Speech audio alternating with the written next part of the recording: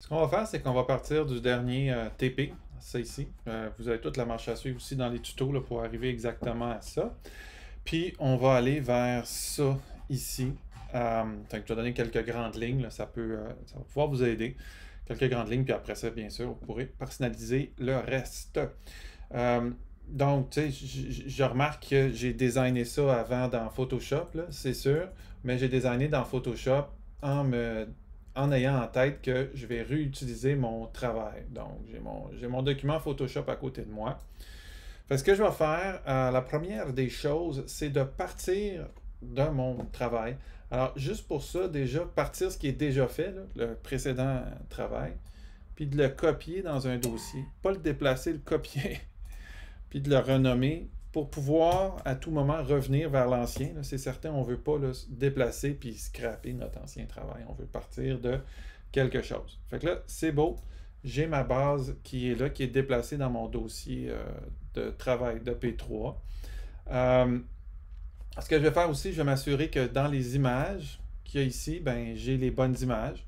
Donc, je vais aller tout de suite déplacer les images, là, prendre les images du travail, les copier, les mettre dans mon dossier d'images ici, parce que par exemple, ben, c'est pas le même logo, etc., etc. Fait que je m'assure d'avoir, tu sais, le bon hero, les bons logos, l'image de paiement, etc. Ainsi que ben, toutes les images que j'aurai exportées de mes assets de Photoshop. Donc, je m'en vais dans mon document Assets, je prends mes images, je les copie et je les paste dans le dossier images. Fait copy-paste dans le dossier images pour être certain qu'on a toutes nos images avant de partir. Right. Fait que maintenant, j'ai toutes mes images. Je peux partir.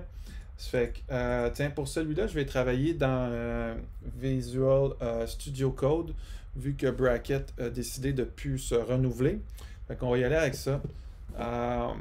Donc, on va faire File Open. Vous verrez, j'ai d'autres tutos là, pour installer Visual Studio. Si jamais vous voulez l'installer, je vous donne des trucs d'installation. Il est gratuit comme Bracket. Fait que là, je vais ouvrir le document là, sur lequel je voulais travailler, comme celui-là ici. Je vais partir de mon index, puis je vais ouvrir mon Style on the side.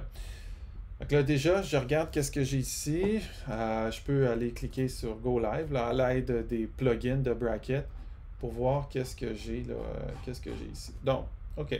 Alors, ça marche. Je vais commencer par faire du ménage. Là, mon logo, je vais le garder. Mon menu ici, je vais le garder.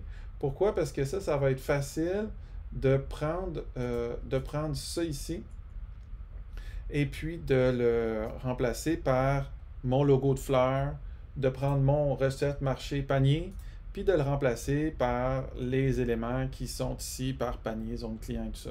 Fait ça, vous pourrez personnaliser, c'est juste de remplacer les mots puis de changer la taille. Là, ce qui m'intéresse, c'est la zone qui est ici parce que je veux bâtir ce module-là. Puis après ça, mettre mon texte, puis faire mon pied de page, etc., etc. Donc, je vais commencer un petit ménage là-dedans. Je vais enlever un certain nombre de choses. Par exemple, tout ce qui est dans ma grille image, ben moi, dans mon design, ça ne m'est pas utile. Donc, je vais supprimer ça parce que je n'ai plus de besoin. Les boutons de page, je n'en ai plus de besoin non plus. OK, donc je sauvegarde. Alors, ça me fait un beau document, là, tout propre, tout propre. Mon HR non plus, je n'ai pas de besoin parce que je n'avais pas de règles dans mon design. Alors, ça dépend toujours du design qu'on a.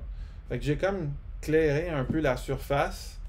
Le pied de page, je vais m'en occuper plus tard. Je vais utiliser les mêmes lignes, les mêmes colonnes là, pour changer mon pied de page aussi. Là, parce que mon pied de page, je peux faire en sorte que ça se ressemble, les deux pieds de page, en changeant la police, en changeant la typo et tout ça. Ça, je ne vous dirai pas comment faire. Vous êtes capable. Mais le petit blurb ici, là, avec l'Image Hero, il y a quelque chose d'un peu particulier parce que, premièrement, il y a un menu qui utilise une grille. Puis deuxièmement, il y a du texte par-dessus une image. Fait que pour ça, je dois utiliser les images d'arrière-plan. Je vais vous montrer. Alors, premièrement, s'assurer que vous êtes à un endroit où vous pouvez travailler. Par exemple, main, ici, je ne suis pas dans une grille. Je ne suis pas déjà dans une grille. Main, ici, ma feuille de style main était placée dans le document, grid row start et tout ça. Puis je ne suis pas comme dans quelque chose dans lequel il y a une grille. Je veux quelque chose qui est placé dans une grille. Fait que main vide, c'est un bon endroit pour travailler. Par opposition, mettons grille recette, ça n'aurait pas été un bon endroit pour travailler parce que c'était une grille. Puis moi, je veux faire quelque chose de simple. Donc, je ne vais pas me mettre dans grille recette, je vais l'effacer. Donc là, je suis entre main qui ouvre, puis main qui ferme ici. Et là, je vais me créer une boîte. Donc, div, class, puis je vais l'appeler Hero. OK? Je vais l'appeler Hero, Hero Image Module. Donc, on peut utiliser n'importe quel mot de la langue française. Pourvu, je vous suggère de ne pas utiliser des règles que vous avez déjà utilisées. C'est juste ça l'idée, d'utiliser peut-être des nouvelles règles. Des nouvelles règles CSS pour ça. Donc, j'ai ma div class qui est créée. Je peux tout de suite, là, si ça m'intéresse, aller chercher le texte qu'il faut que je mette là-dedans. Fait que je le sais déjà, moi, que je vais devoir mettre le texte, ce texte-là. Fait que je vais devoir mettre, bon, déjà H2 ici.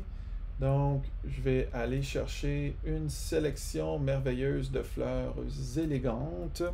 Mon fleur MTL, j'ai décidé de le mettre juste en dessous de ma boîte d'Image Hero. Fait que je vais juste aller paster ça ici. Je vais mettre un H2 pour ça. Ensuite, tiens, je vais me faire un petit H3 pour ma deuxième phrase. Ici. Et mon petit H3, je vais utiliser pour le sens des fleurs. C'est déjà le contenu que je dois mettre dans la boîte. Pour le sens des fleurs. Ici. Puis mon call to action, ça va être un petit bouton. Donc, je vais le mettre pour le moment dans un A. Parce que ça va être un petit bouton. Et je vais faire une div autour, donc envoyer des fleurs, puis je vais m'en occuper un petit peu plus tard. Href, il va aller vers un hashtag. OK. Fait que là, je suis en train de monter ça ici, là, le petit module. Fait qu'on voit que j'ai mis juste le texte qui est là. Je vais m'occuper plus tard de le styliser et tout ça. Là, il faut que je crée la boîte qui est autour. Il faut que je crée cette boîte-là autour de ma phrase qui est là. Donc, je vais retourner faire mon code. Donc, j'ai fait une boîte. La boîte, au fond, elle est là. Elle est ici, c'est juste qu'on ne la voit pas. Donc, je vais aller dans mes CSS. Tiens, je vais me mettre genre en haut, vu que c'est en haut de la page. Juste sous mes menus, mettons. Ici, bon. OK. Mon HR, c'est genre ma règle HR, j'en ai plus besoin, je viens éclairer ma règle. Fait que je peux le supprimer. Mais allez-y mollo sur supprimer. Supprimer des règles seulement si vraiment vous êtes certaine de ne pas pouvoir l'utiliser. OK. Fait que qu'est-ce que j'ai fait? J'ai fait une classe qui s'appelle comment? Qui s'appelle Hero Image Mode. Je vais aller la copier puis la coller ici, son titre, pour pouvoir la styliser. Fait que je vais venir copier, coller ça ici. Et là, je vais me faire mes petits brackets. J'ai pas oublié le point devant parce que c'est une classe. Hero Image Mode. Et là, ouais. Alors là, maintenant, ce qu'il faut que je vous donne, c'est une largeur. Donc, width it, ici. Je vais la mettre à 100% parce que dans le fond, dans mon design, elle fait 100% du main, qui est comme mon contenu principal. La hauteur, ben là, je vais aller regarder dans mon document Photoshop, c'est quoi la hauteur. Comment je vais faire? Sous la pipette, il y a un petit outil magique qui s'appelle règle. Vraiment le fun. Fait que là, juste t'assurer que tes règles, là, commande R, tu fais un clic droit, tu te mets en pixel, puis là, tu as juste à draguer de haut en bas, puis là, tu vas pouvoir voir justement c'est quoi la hauteur de ça. Tu vois dans H, hauteur 346. Donc, mon Hero Image Mob, height, je vais lui donner 350. Je ne m'en fâcherai pas dans les pixels parce que l'idée, c'est que je sois à peu près pareil comme ma maquette, que j'ai l'idée de ma maquette. C'est pas obligé d'être au pixel près. Donc, j'ai une boîte qui est là. Là, pour le moment, je vois rien. Là. Si je m'en vais voir, je vois absolument rien parce qu'au fond, ben, ma boîte est comme invisible. Je vais lui donner une background. Je vais lui donner une background color. Comme ça, je vais être capable de la voir, ce boîte-là. Background color, on s'en rappelle, ça met une couleur d'arrière-plan. Et là, pour avoir la couleur, ben, je vais aller prendre ma pipette dans Photoshop, ici, qui est sous la règle. Et je vais aller pipeter, donc échantillonner avec la pipette. Je vais aller dans le menu ici. Je copie le code hexadécimal. Je reviens ici. Je fais un hashtag et je colle. Donc maintenant, lorsque je vais regarder, je vois ma boîte parce que je lui ai mis une couleur d'arrière-plan. Donc là, je vois que ça va bien. Là. Tu sais, j'ai une boîte, là, donc je suis capable de mettre du stock dedans. Si je vois que ma boîte est pas au bon endroit, ben j'avise, je reviens dans mon code.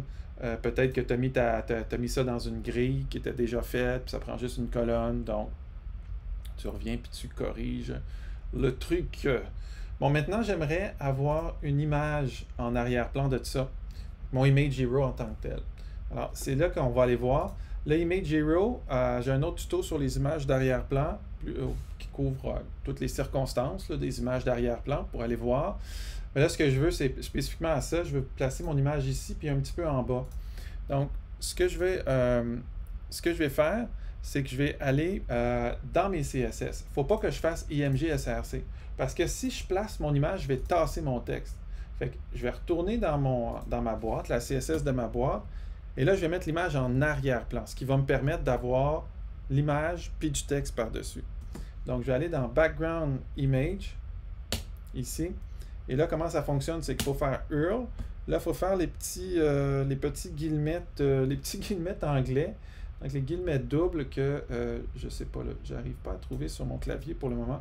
Fait que je vais juste me dépanner en m'en copiant un en quelque part. Ici.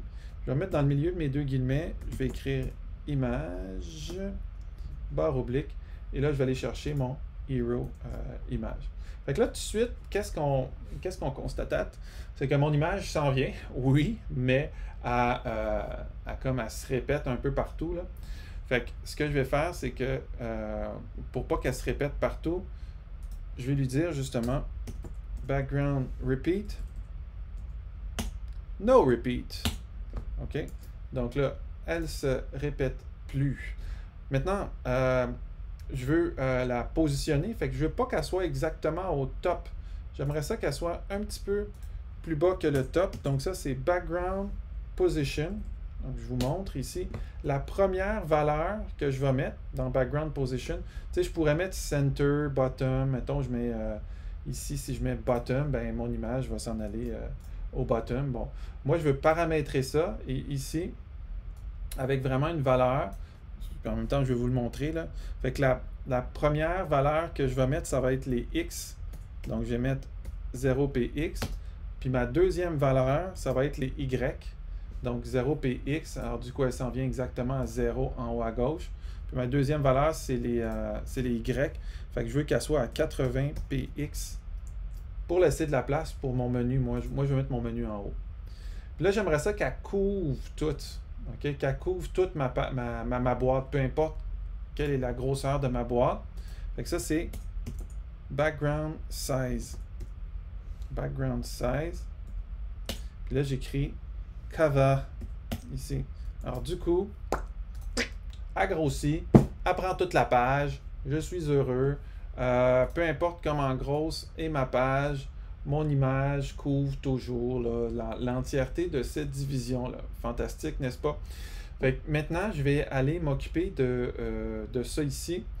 Donc, je vais aller m'occuper de bouger ces éléments-là, puis de faire un menu en haut.